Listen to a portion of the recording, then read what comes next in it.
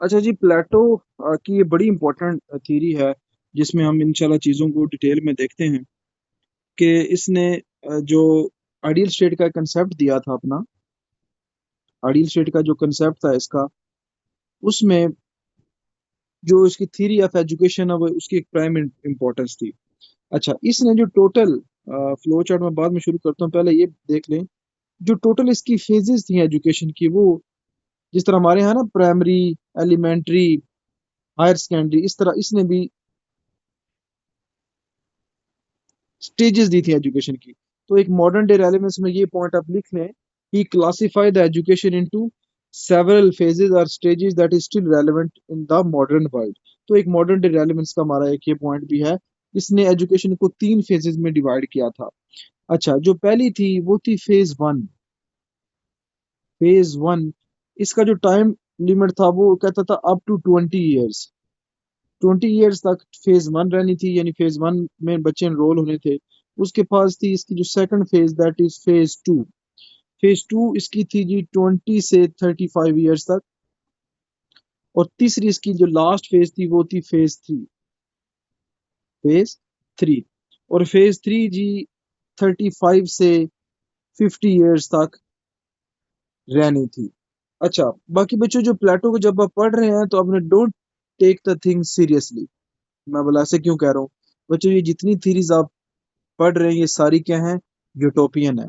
कहीं इनकी practical implication या वो चीज़ नहीं है।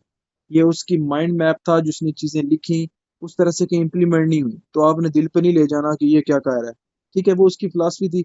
स्पेशली जब हम कम्युनिज्म पढ़ेंगे तो उसमें बड़ी अब्सर्ड चीज़ भी है, बट व्हाट कैन वी से, वो उसकी थीरीज थी, जो एक थीरी ही रहेगी, एक यूटोपियन आइडियाज थे, उस तरह से इम्प्लीमेंट नहीं हो सके। इसलिए हमने एग्जाम पॉइंट से पढ़ना है।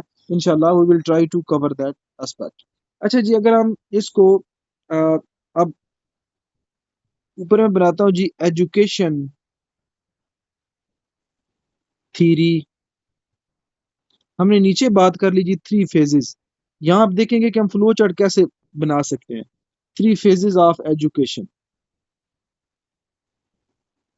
अच्छा, 3 फेजेस में ये देखें जी, ये मैंने एक, इसको कहते हैं एरोज वाला फ्लो चार्ट। 3 मैंने बना ली जी, लिखे फेज 1। अच्छा, क्या फ्लो चार्ट बना लिया तो पैराग्राफ नहीं लिखना? जी बिल्कुल लिखना है।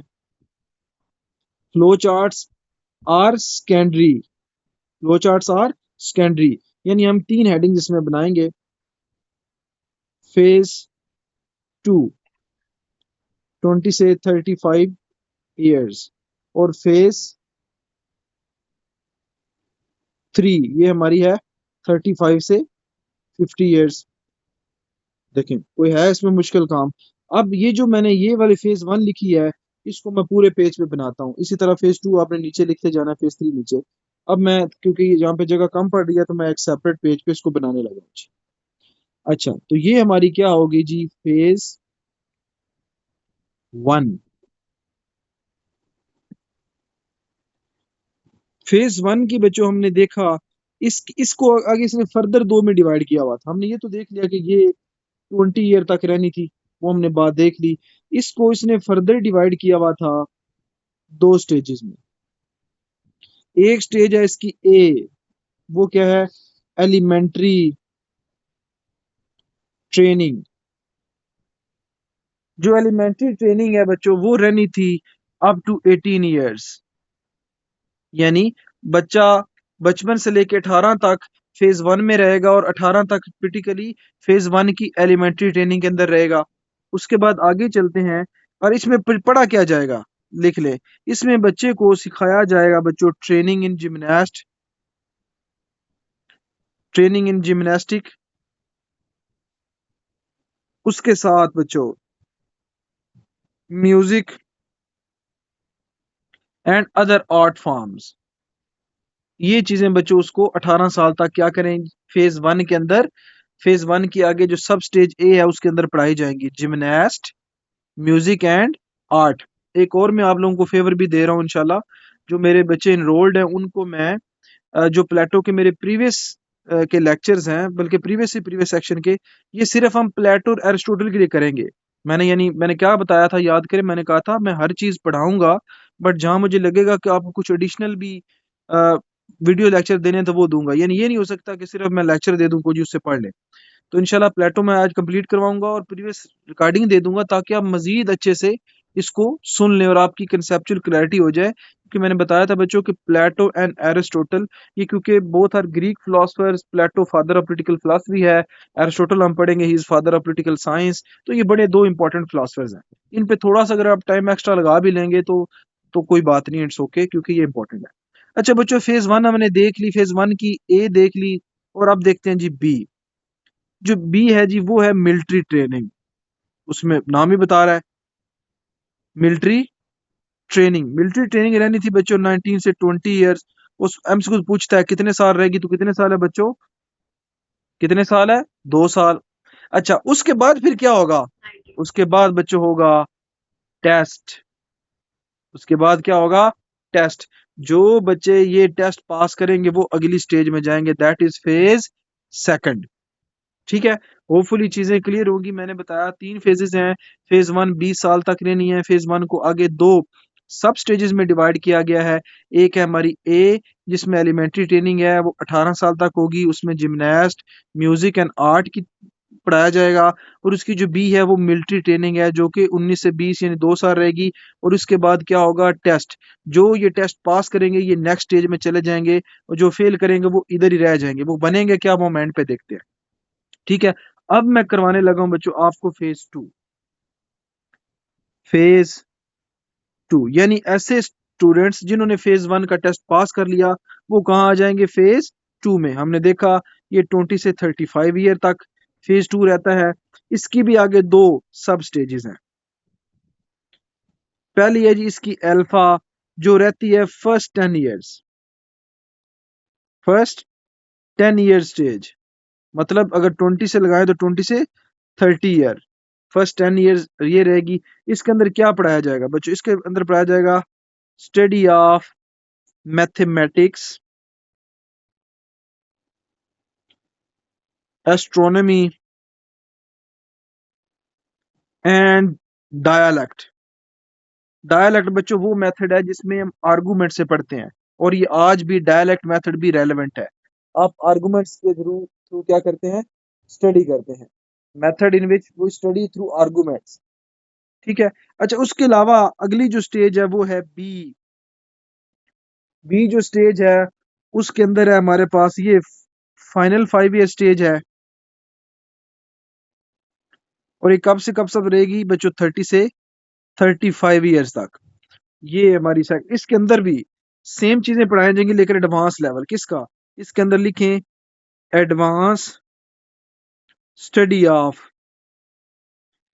मैथमेटिक्स, मैथ की, प्लस एस्ट्रोनॉमी और प्लस डायलैक्ट।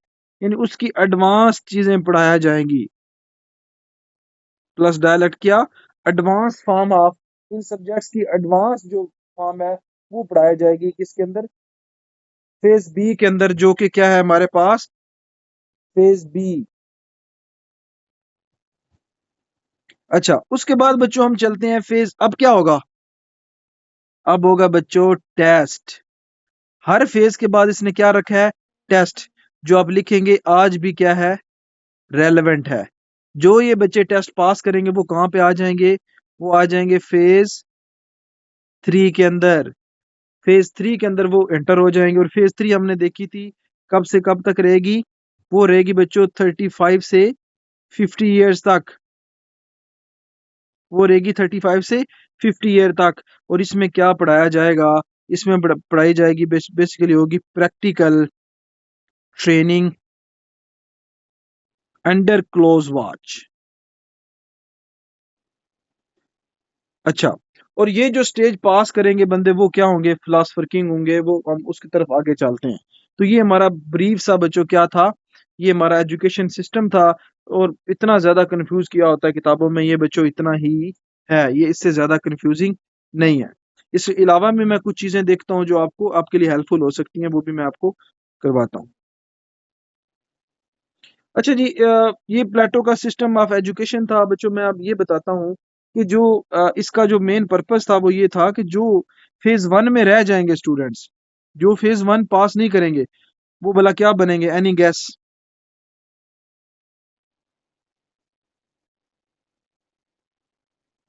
कोई गैस लगा सकता है? शाबाश रबिया, वर्कर्स। शाबाश मंजूर, वर्कर्स। डिजायर वाले, वेरी गुड। और अच्छा, आपने देखा कि इसने फेज 1 के अंदर जो बी कैटेगरी थी उसमें आर्टिसन, सुमेरा वड़ैच, शाबाश बच्चों। इसने आपने देखा कि इसने जो बी स्टेज उसमें मिलिट्री ट्रेनिंग रखी। भला क्यों?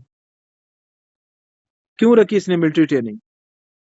बच्चों मिलिट्री ट्रेनिंग इसने इसलिए रखी क्योंकि ये बड़ा, नहीं नहीं नहीं मंजूर, आप पिक नहीं कर रहे।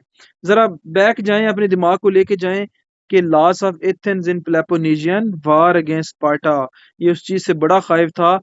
हाँ जी, इसने कहा कि जी मैंने इनको इनको ट्रेनिंग देनी है, इनको ट्रेनिंग देनी है ताकि ये लोग जो है ये आइंदा हम कोई जंग ना हार जाएं। इसलिए इसने इसके अंदर एक स्पेशल स्पेस रखी थी, वो थी मिलिट्री ट्रेनिंग की। और दूसरी क्लास सारी। अच्छा, अब हम आगे चलते हैं नेक्स्ट क्वेश्चन कि जो अगली स्टेज में चले जाएंगे वो ऑक्सिलरी स्टेज होगी। और जो टेस्ट नहीं पास कर सके वो कौन होंगे भला?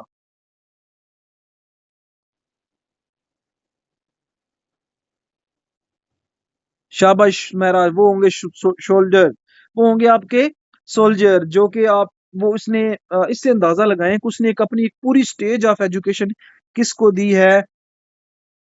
वो उसने दी है बच्चों सोल्जर्स को, ताकि आइंदा कोई जंग ना हारे। एथन जो कि क्या थी? एक एक सिटी स्टेट थी। मैंने बताया सिटी स्टेट ऐसी स्टेट होती है जो एक स्टेट पे मुश्तमिल हो।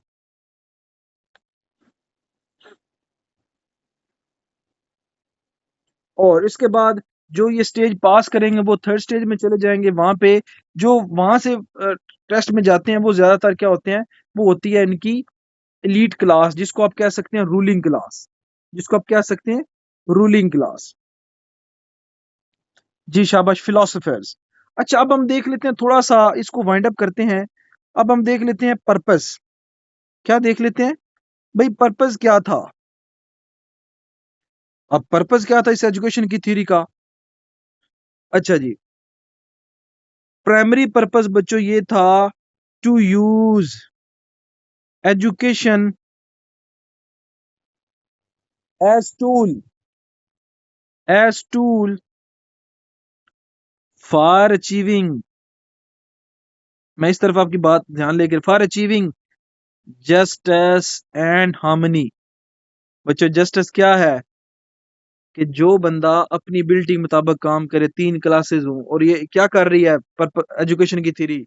अब आप समझे होंगे कि ये भी अल्टीमेटली अचीविंग जस्टिस का एक टूल था। Use education as a tool for achieving justice, जिसमें हमने देखा पहली स्टेज में जो रह गए वो आर्टिसंस बन गए, अगली स्टेज में मिलिट्री या सोल्जर ऑक्सिलरी, और थर्ड वाले फिलोसफर्स। तो इसका पर्पस ये था कि इसने एज अ टूल यूज किया, कि उसको यूज किया जा सके as a tool for achieving justice and harmony. अगला बच्चों, डिवेल्प विजडम। आपने देखा लास्ट स्टेज वाले प्रैक्टिकल ट्रेनिंग करेंगे, ठीक है, इन रूलर्स और बाकी वॉरियर्स के अंदर भी। अच्छा, बाकी इसने क्या करना है? इंश्योर्ड, वो है every individual perform role most suited to his natural ability, most suited to his natural ability। वही बात आ गई ना, इसको क्या बोला था हमने? Functional specialization. कि भाई इंश्योर, ये इंश्योर करवाएगा एजुकेशन सिस्टम के हर इंडिविजुअल, जरी बात जब वो टेस्ट देगा तो वो क्या करेगा? अपने आप को, क्या करेगा? अपने आप को वो संभालेगा। अच्छा, यहाँ पे फिर जब इसके ऊपर इंटायरली सवाल आएगा ना, तो यहाँ पे जब आप लिखेंगे तो आप फिर वही आर्टिसंस और स्पिरिट और रैशनल तीनों, यानी इंस्टेंट की टाइप्स और तीनों, वो आप सारे लिख सकते हैं बच्चों। उसके बाद आप स्टेजेस पे आएंगे, ठीक है, तो ये सारी चीजें। अच्छा, अब हम चलते हैं जी हमारी जो अगली थ्योरी है उसकी तरफ।